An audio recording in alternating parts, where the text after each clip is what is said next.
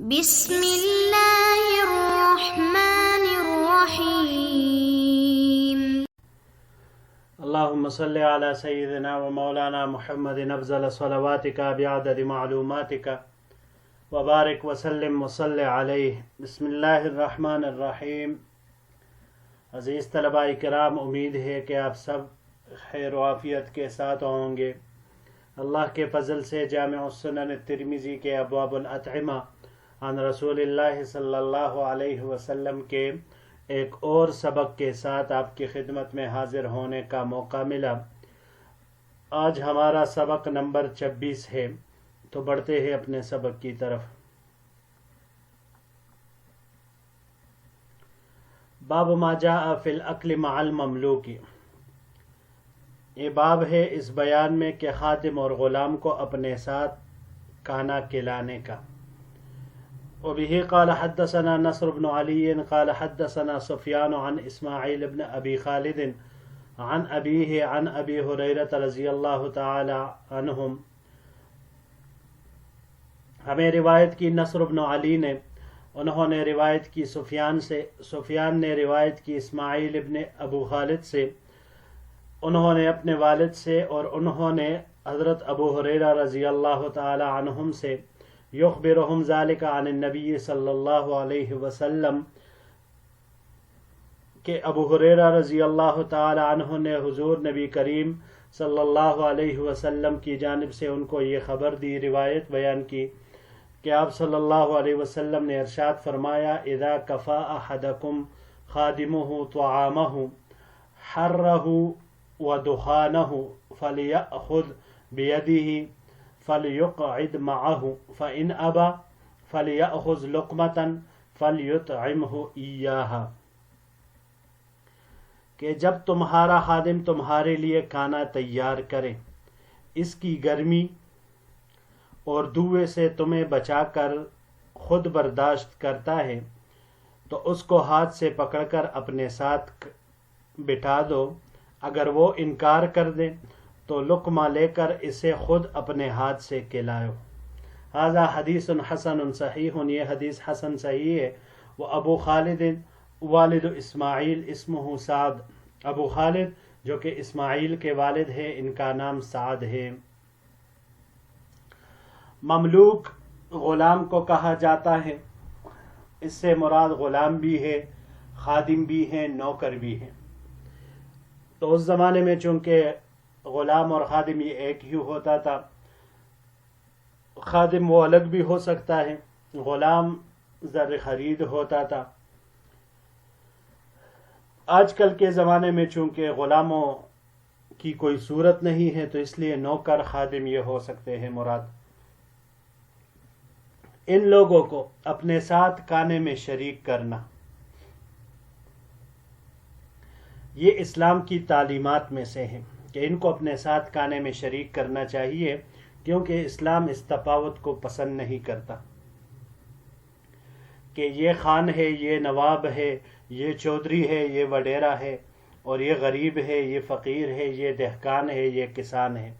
اسلام نہ ان باتوں کو مانتا ہے اور نہ اس کی اجازت دیتا ہے، اور یہی اسلام کے سب سے بڑی خوبی ہے کہ وہ نوکر اور مالک کو ایک درجے میں رکھتا ہے، جو کہ حقیقت میں انسانیت کے احترام کے اوپر دلالت کرتا ہے۔ یہ نام نہاد سوشلزم اور کمیونزم والے بیہودہ اور بے اصل دعوے جو کرتے ہیں کہ یہ لوگ کسان مزدور کو کیا دیں گے، اسلام نے مزدور اور آقا کو معاشرتی آداب میں برابر کر دیا، اس سے بڑی اور کیا ہوگی؟ اور یہی اسلامی تہذیب ہے کہ جس نے دنیا کو یہ انسانیت کے اعلیٰ معیار کے جو تعلیمی اور معاشرتی آداب سکھائے ہیں، اور نہ اسلام کے سوا دنیا کے تمام تہذیب اور رسم و رواج جاگیردار اور سرمایہ دار وہ نوکر اور غلام کو، خادم کو کمتر، حقیر حیوانات کی نظر سے دیکھتے ہیں۔ اکثر ہم دیکھتے ہیں کہ جہاں پر یہ نظام ہو خانوں کا، چودھریوں کا، وڈیروں کا اور ان کے علاوہ دوسروں کا، تو وہ اپنے ماتحتوں کو بالکل غلاموں کی طرح رکھتے ہیں، وہ ان کے سامنے بالکل نظر اٹھاتے بھی نہیں۔ وہ اگر چارپائی پر بیٹھے ہوتے ہیں تو یہ زمین پر نیچے گردن جھکائے کڑے ہوتے ہیں، یا زمین پر بیٹھے ہوتے ہیں اور اوپر دیکھ بھی نہیں سکتے، چاہیے کہ ان کے ساتھ ایک ہی جگہ پر بیٹھنا۔ یہ اسلام ہی ہے جو مالک کو حکم دیتا ہے کہ جب تم اپنے مزدور اور نوکر کو اپنے ساتھ، پہلے تو یہ ہے کہ کانے میں شریک کر لیا کرو، اس کا ہاتھ پکڑ کر اس کو اپنے ساتھ بٹھاؤ، حقارت سے نہیں دیکھو، اگرچہ وہ تمہارا خادم ہے لیکن انسان تو ہے نا۔ غلاموں کو وہ انسان سمجھ کر ان سے معاملہ کرو، خادموں کو، نوکروں کو انسان سمجھ کر اس سے معاملہ اور حسن سلوک کرنے کا حکم فرمایا گیا ہے۔ اب چونکہ یہ لوگ مشقتیں برداشت کر کے گرمی میں، کچن کی گرمی میں کڑے ہوتے ہیں، آگ کے سامنے کڑے ہوتے ہیں، دھوئیں ان کے چہروں پر آتی ہے، اس حالت میں وہ کھانا تیار کرتے ہیں، تو آپ صلی اللہ علیہ وسلم نے فرمایا کہ ان کے ہاتھ پکڑ کر ان کو اپنے ساتھ کھانے پر بٹھاؤ اور ان کو کھانا کھلاؤ، اگر یہ نہ بیٹھے تو ایک دو لقمے میں ان کو کھلاؤ، یہ بھی ان کی طالب کلف کے لیے وہ کافی ہوگا۔ ایک طرف یہ عظیم الشان انسانی حقوق ہمیں اسلام سکھاتا ہے، دوسری طرف ہم اس دنیا کے جو بظاہر نام نہاد خود کو مہذب اقوام کہتے ہیں، نام نہاد، تو ان کے اعمال کیسے ہیں، ان کے کرتوت کیسے ہیں، تو ان کا اگر ہم جائزہ لیں، مثال کے طور پر میں آپ حضرات کے سامنے صرف افریقہ کی، جنوبی افریقہ کے حالات رکھتا ہوں کہ وہاں پر تقریباً 450 سال تک اسی طرح وہ معاملہ چلتا رہا، 1650 عیسوی سے لے کر 1993 تک کیسے معاملات تھے ان کے، کیا حالات رہی۔ جنوبی افریقہ کے باشندگان کو غلام بنایا گیا، سفید فام درندے وہ سیاہ فاموں پر مسلط ہوئے اور ان کو اپنے شکنجے میں اس طرح رکھا کہ سیاہ فام نہ ان کے ساتھ ایک میز پر شریک ہو سکتے تھے، نہ ایک چارپائی پر، ایک کرسی، ایک صوفے کے اوپر وہ بیٹھ سکتے تھے، ان کے لیے ہر چیز الگ کر دی تھی، ان کے ہسپتال الگ تھے، ان کے اسکول الگ تھے، کالج الگ تھے، سیاہ فاموں کے الگ تھے، اور حتیٰ کہ وہ اوپر چڑھنے کے لیے جو لفٹ استعمال ہوتے تھے وہ بھی ان کے الگ تھے، بلکہ سیاہ فام کا بچہ وہ سفید فام کے بچے کے ساتھ کلاس میں بھی ایک ساتھ نہیں بیٹھ سکتا تھا۔ پھر افریقہ کے جو دیہاتی لوگ تھے سیاہ فام، ان کے ذمے یہ کام لگایا گیا تھا کہ وہ روزانہ شہروں میں آ کر وہاں کی نالیاں صاف کرتے، شہر صاف کرتے، گلے کوچے صاف کرتے، اور شام ہونے سے پہلے پہلے وہاں سے نکلتے، ان کو وہاں پر رات کو ٹھہرنے کی بھی اجازت وہ نہیں ہوتی تھی۔ اس طرح کا انہوں نے ان لوگوں کو دبا کے اور بالکل غلام بنا کر رکھا ہوا تھا، اور ایک طرح سے اچھوت جسے کہتے ہیں، جو کہ ہندوؤں کی طرح ہندوستان میں بھی یہی ہوتا رہا کہ براہمن یہ دوسروں کو شودر اور اچھوت سمجھتے ہوئے ان سے دور رہتے، اگر وہ کسی جگہ پر جاتے تو اس جگہ کو پہلے دھوتے تاکہ وہ پاک ہو جائے۔ تو اس طرح کی حالات تھی۔ پھر نیلسن منڈیلا نے آ کر بالآخر یہ افریقی ممالک کو آزادی دی، ان کو سفید فام لوگوں کے شکنجے سے نکالا، 1983 میں جا کر ان لوگوں کو یہ آزادی ملی۔ تو یہ ان نام نہاد لوگوں کی جو خود کو مہذب کہتے ہیں، خود کو تعلیم یافتہ کہتے ہیں، یہ ان لوگوں کی حقیقی وہ ایک حقیقی چہرہ ہے جو دنیا کے سامنے ہوتے ہوئے بھی ایک طرح سے پوشیدہ ہے۔ وہ جو کہتے ہیں نا شاعر، تہذیب سکھاتی ہے جینے کا سلیقہ، تعلیم سے جاہل کی جہالت نہیں جاتی۔ تو اسلامی تہذیب نے ہمیں جو کچھ سکھایا ہے نا، تو کوئی بھی چیز اس کے مساوی نہیں، جتنی بڑی ٹیکنالوجی ہو، جتنا بڑا وہ اعلیٰ تعلیم ہو، جتنی بڑی بھی وہ ڈگریاں ہوں، چاہے سب سے بڑے آکسفورڈ یا اس سے بڑی بھی کوئی وہ ڈگری یونیورسٹی ہو، اس کے ڈگری لے کر بھی اگر اسلامی تعلیمات سے بہرور نہیں، اسلامی تہذیب سے بہرور نہیں، تو یہ انسان حقیقت میں وہ جاہل ہی کہلائے گا۔ بڑھتے ہیں جی اگلے باب کی طرف۔ باب ما جاء فی فضل اطعام الطعام، یہ باب ہے کھانا کھلانے کی فضیلت کے بیان میں۔ وبہ قال حدثنا یوسف بن حماد قال حدثنا عثمان بن عبد الرحمن الجمحی عن محمد بن زیاد عن ابی ہریرہ عن النبی صلی اللہ علیہ وسلم قال یوسف ابن حماد نے ہمیں روایت کی، انہوں نے عثمان ابن عبد الرحمن الجمحی سے، انہوں نے محمد ابن زیاد سے، محمد ابن زیاد نے حضرت ابو ہریرہ رضی اللہ تعالیٰ عنہ سے، ابو ہریرہ رضی اللہ تعالیٰ عنہ نے نبی کریم صلی اللہ علیہ وسلم سے روایت نقل کی کہ آپ صلی اللہ علیہ وسلم نے ارشاد فرمایا افشوا السلام واطعموا الطعام واضربوا الہام تورثوا الجنان، کہ سلام پھیلاؤ اور کھانا کھلاؤ اور کافروں کی کوپڑی مارو یعنی جہاد کرو تو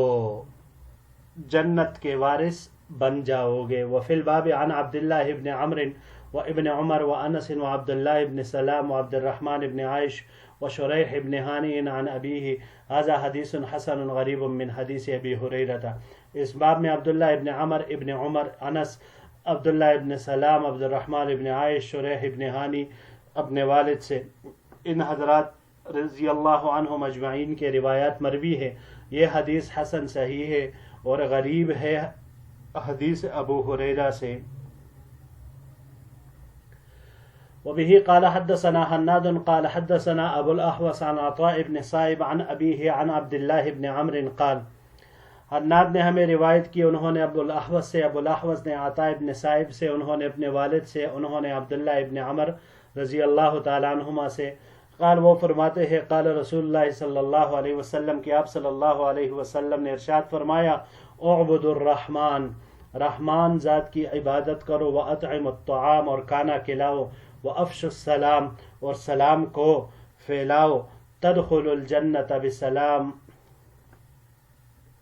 تو جنت میں سلامتی سے داخل ہوں گے۔ ھذا حدیث حسن صحیح، یہ حدیث حسن صحیح ہے۔ جی اس باب میں دوسرے لوگوں کو کھانا کھلانے کی فضیلت کا بیان ہے، یعنی انسان ایسا ہونا چاہیے کہ جو صرف اپنے غم میں نہ ہو، صرف اپنے پیٹ کو بھرنے کی فراق میں نہ ہو، بلکہ اسے دوسروں کی فکر بھی کرنی ہوگی، دوسرے کو بھی کھلانا پڑے گا۔ وَيُطْعِمُونَ الطَّعَامَ عَلَى حُبِّهِ مِسْكِينًا وَيَتِيمًا وَأَسِيرًا، قرآن کریم میں نازل ہوا ہے، اور یہ بات حضور نبی کریم صلی اللہ علیہ وسلم نے عملی طور پر بھی اس کو امت کے سامنے رکھا۔ چنانچہ حضرت جابر بن عبداللہ رضی اللہ عنہ فرماتے کہ میں ایک دن گھر میں بیٹھا ہوا تھا کہ اتنے میں آپ صلی اللہ علیہ وسلم کا وہاں سے گزر ہوا،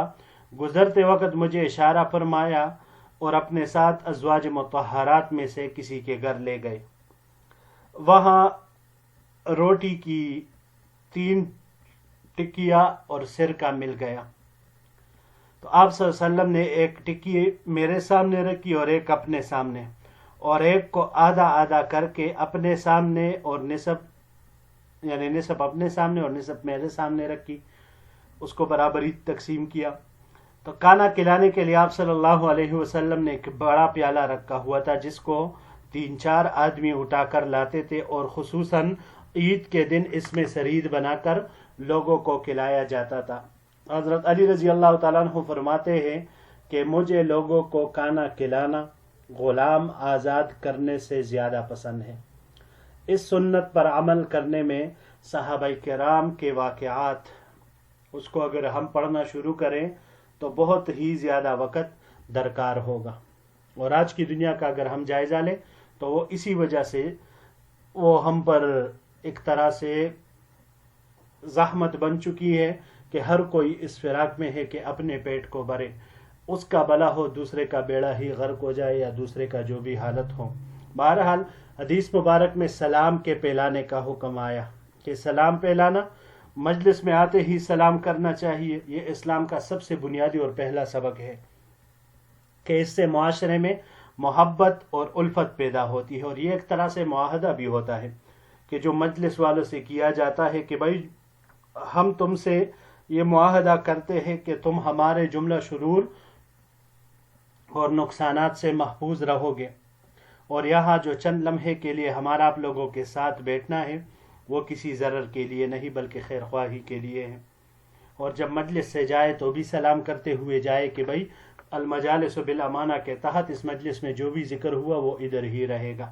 تو اس کو پورا کرنا یہ اسلامی تعلیمات میں سے ہے۔ اور اس کے بعد واطعم الطعام، کھانا کھلانا ہے. پھر دشمن کو مارنا، جس کے بدلے میں جہاد کے ذریعے سے انسان وہ جب جہاد کرتا ہے تو دشمنوں کو مارتا ہے تو اس کی وجہ سے اسے جنت پھر ملتی ہے. بڑھتے ہیں جی اگلے باب کی طرف. باب ما جاء فی فضل العشاء. یہ باب ہے عشاء کہا جاتا ہے عشاء کی نماز کو، اور عشاء جب عین کے فتحہ کے ساتھ استعمال ہو تو رات کے کھانے کو کہا جاتا ہے. تو اس باب میں رات کے کھانے کی فضیلت کا بیان ہے. وبہ قال حدثنا یحیی بن موسیٰ قال حدثنا محمد بن یعلی الکوفی قال حدثنا عنبسة بن عبد الرحمن القرشی عن عبد الملک بن علاق عن انس بن مالک رضی اللہ عنہ قال. ہمیں روایت کی یحییٰ ابن موسیٰ نے، انہوں نے محمد ابن اعلیٰ کوفی سے، انہوں نے عنبسہ ابن عبد الرحمن قرشی سے، انہوں نے عبد الملک ابن علاق سے، انہوں نے انس ابن مالک رضی اللہ تعالیٰ عنہ سے کہ انہوں نے فرمایا قال رسول اللہ صلی اللہ علیہ وسلم تعشوا ولو بکف من حشف فإن ترک العشاء محرمۃ. کہ آپ صلی اللہ علیہ وسلم نے ارشاد فرمایا کہ رات کا کھانا کھایا کرو اگرچہ ایک مٹھی ردی کجور ہی کیوں نہ ہو، کیونکہ عشاء کو چھوڑنا رات کے کھانے کو چھوڑنا محرمتن یہ بڑھاپا طاری کرتا ہے. ھذا حدیث منکر لا نعرفہ الا من ھذا الوجہ. یہ حدیث منکر ہے، ہم اس روایت کو اس سند کے علاوہ نہیں جانتے. وعنبسۃ یضاعف فی الحدیث، اور عنبسہ حدیث میں ضعیف راوی ہیں. وعبد الملک ابن علاق مجہول، اور عبد الملک ابن علاق یہ مجہول ہے. جی اس باب میں رات کے کھانے کو اس کے بارے میں ذکر فرمایا گیا کہ رات کو ضرور کچھ نہ کچھ کھانا چاہیے، چاہے ایک مٹھی برابر ردی کجور ہی کیوں نہ ہو. حشف ردی کجور کو کہا جاتا ہے، یعنی بیکار اور ردی قسم کے کجور بھی کیوں نہ ہو لیکن وہ کھانا ضرور کھانا چاہیے. خالی معدہ نہیں سونا چاہیے کیونکہ اس کے کئی نقصانات ہیں. حدیث میں رات کے کھانے کی تاکید یہاں تک آئے ہیں کہ جب عشاء کی نماز کا وقت ہو جائے اور عشاء بھی تیار ہو جائے، فابدؤوا بالعشاء، تو حدیث میں آتا ہے فابدأ بالعشاء کے کھانے کے اوپر آپ شروع کریں، کھانا شروع کریں، نماز آپ بعد میں بھی پڑھ سکتے ہیں. کیونکہ امام ابو حنیفہ صاحب رحمۃ اللہ علیہ اس کے بارے میں فرماتے ہیں کہ مجھے یہ بات پسند ہے، احب ان اجعل طعامی صلاۃ من ان اجعل صلاتی طعاما، یعنی مجھے یہ بات پسند ہے کہ میں اپنے کھانے کو نماز بناؤں بجائے اس کے کہ میں نماز کو ہی کھانا بنا لوں. اب اگر بھوکے پیٹ وہ نماز پڑھنے بندہ کھڑا ہو جائے تو اس کے خیالات وہ کھانے کی طرف ہوتے ہیں، تو نماز میں ہو کے بھی وہ کھانے کی طرف ہے، تو لہٰذا نماز کھانا بن گیا. تو امام صاحب فرماتے ہیں کہ بجائے اس کے کھانا ادھر کھا لے تو یہ نماز کے انتظار کے حکم میں ہے، لہٰذا یہ نماز بن جائے گا. تو فضیلت اس کی تو یہاں سے ہی معلوم ہوتی ہے. اب اس کے خالی پیٹ سونے کے نقصانات کیا ہے؟ تو اس کے بارے میں فرماتے ہیں کہ رات کا کھانا نہ کھانا بڑھاپے کا سبب ہے. فإن ترک العشاء محرمۃ، بڑھاپا طاری کرتا ہے. یہ تو اس حدیث میں آیا، یعنی تمہارے قوا وہ کمزور ہو جائیں گے، یاداشت اور حافظہ متاثر ہو جائے گا. اور دوسرا یہ کہ جب معدہ بالکل خالی ہونا تو اس سے معدے کو نقصان پہنچتا ہے، کیونکہ جب حرارت عزیزی وہ معدے کی طرف متوجہ ہو جائے اور معدہ خالی ہو تو اس سے قوا اور اعصاب جسم کو سخت نقصان پہنچتا ہے اور معدہ پھر مستقل طور پر خراب رہتا ہے. تو اس طبی نقصان سے حضور نبی کریم صلی اللہ علیہ وسلم نے آج سے 1450 سال پہلے امت کو آگاہ کیا، اور اس بات پر اب آج کے دور کے اطباء اور حکماء بھی اتفاق کرتے ہیں کہ خالی پیٹ سو جانے سے طرح طرح کے امراض پیدا ہونے کا خدشہ ہوتا ہے. جی عزیز طلباء کرام، یہی تک ہمارا آج کا سبق تھا. انشاءاللہ العزیز اگلے درس میں ایک نئے باب کے ساتھ پھر آپ کی خدمت میں حاضر ہوں گے. السلام علیکم ورحمۃ اللہ وبرکاتہ.